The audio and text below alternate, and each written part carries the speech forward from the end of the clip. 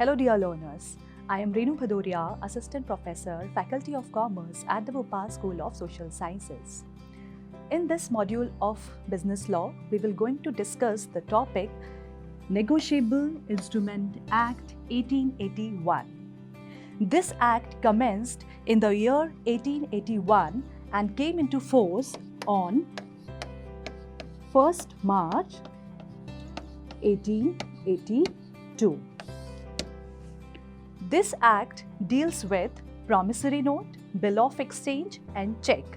We will going to discuss in this module these three types of negotiable instrument. So before starting, I would like to explain you what is actually the meaning of negotiable instrument. The word negotiable means transferable from one person to another in return for consideration, and an instrument means a written document by which a right is created in favor of someone. So a negotiable instrument is transferable document from one person to another. Let's see the definition.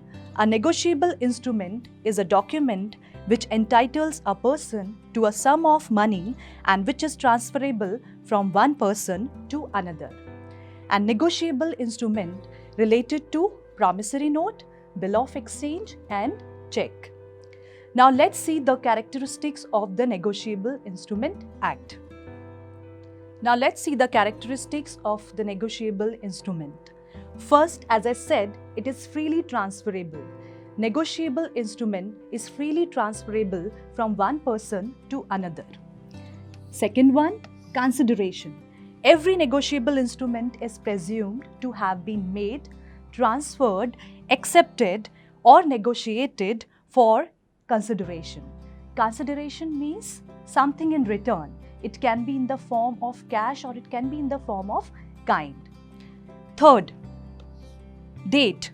Every negotiable instrument must bear date on it. Date is very compulsory on every negotiable instrument. Next characteristics is recovery.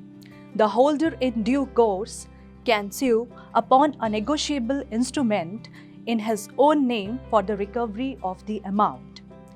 Third, which is very important, time of acceptance.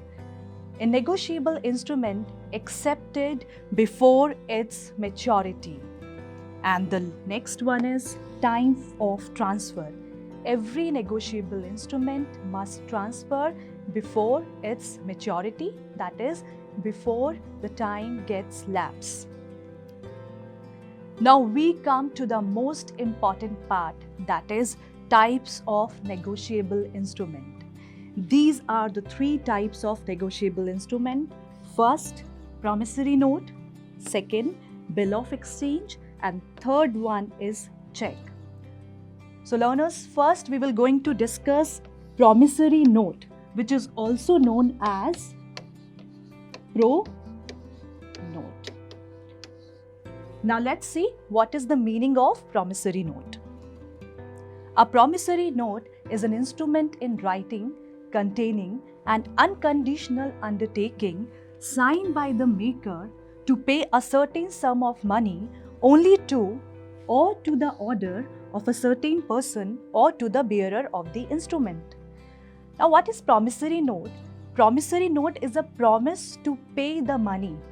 And who makes the promise? Debtor. Debtor who has taken the money makes promise to the creditor to pay the money by giving promise. There are two parties in the promissory note. First is maker and another one is the pay.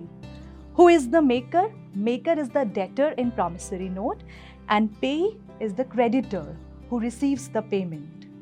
This will be more clear with the specimen of the promissory note.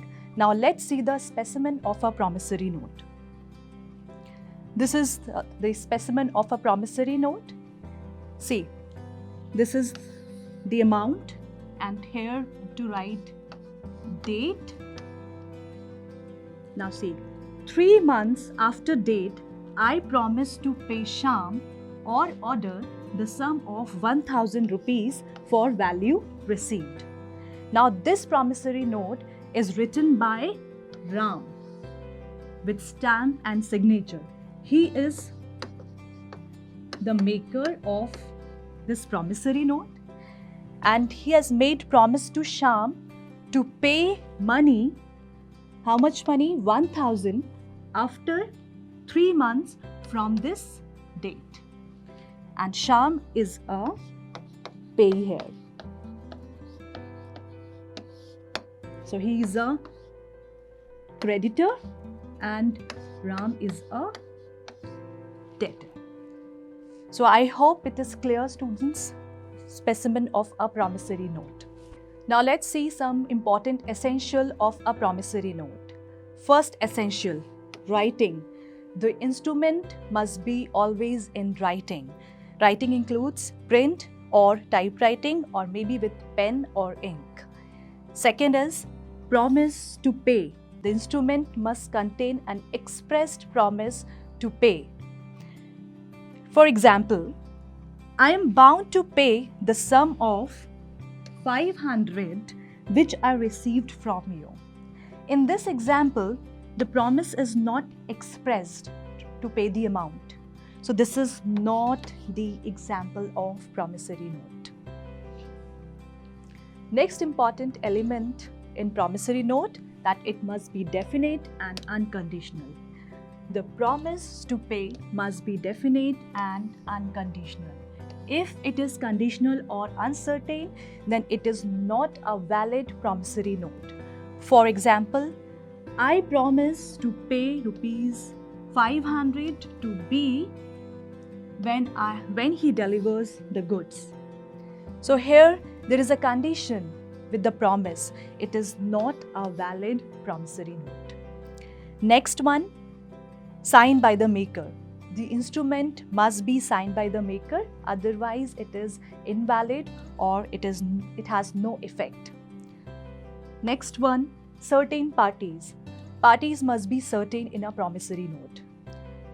Okay, we have discussed there are two parties. One is maker, another one is pay, and both the parties must be certain while giving promissory note. Next element, certain sum of money. The sum payable must be certain and must not be capable of contingent addition or subtraction. For example, I promise to pay rupees 1000 and all other sums due to him. It is not certain which all other sums.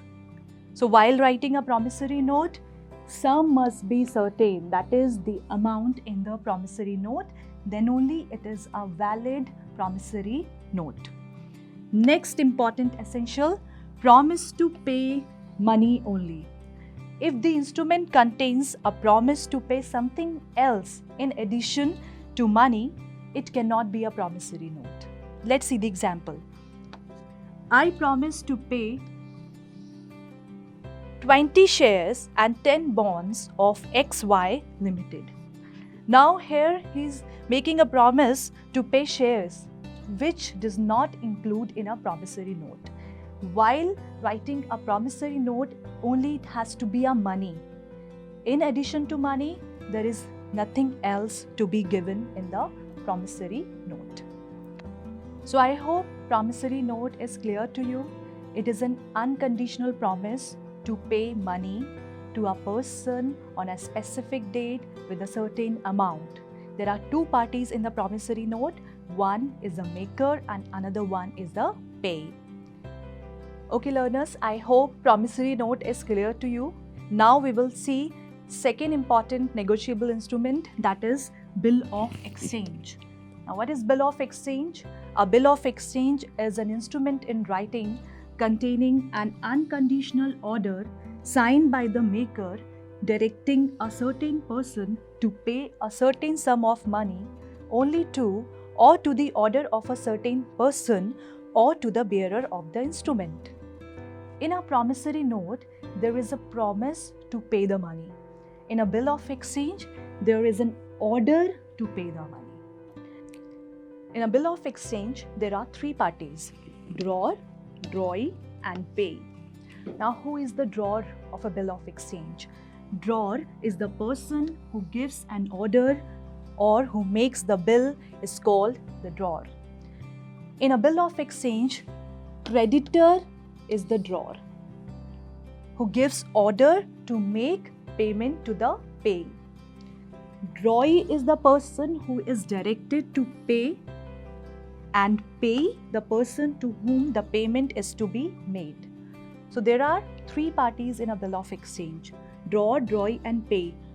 Here drawer is a creditor, drawee is a debtor, and payee is the person who receives the payment.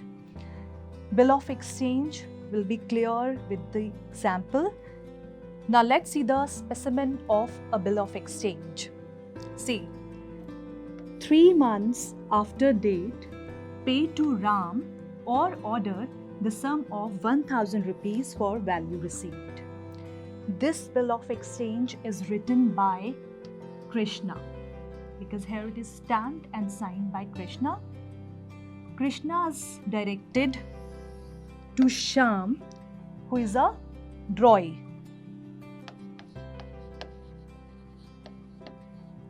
to make payment to Ram. Ram is a payee. So here are three parties: Krishna, who is a drawer, Shyam, who is a drawee, and Ram, who is a payee. In a bill of exchange, the maker of the instrument is a creditor. So here Krishna is the creditor, Shyam is a debtor, and Ram is a payee who will receive the payment. So like there are three parties in a bill of exchange, and the amount must mention here and date is written over here. So I hope you're clear with this bill of exchange example. Now let's see some important essential of a bill of exchange. Essential elements of bill of exchange. First, it must be in writing always, like promissory note. Second, it must contain order to pay. Here it is an order to pay.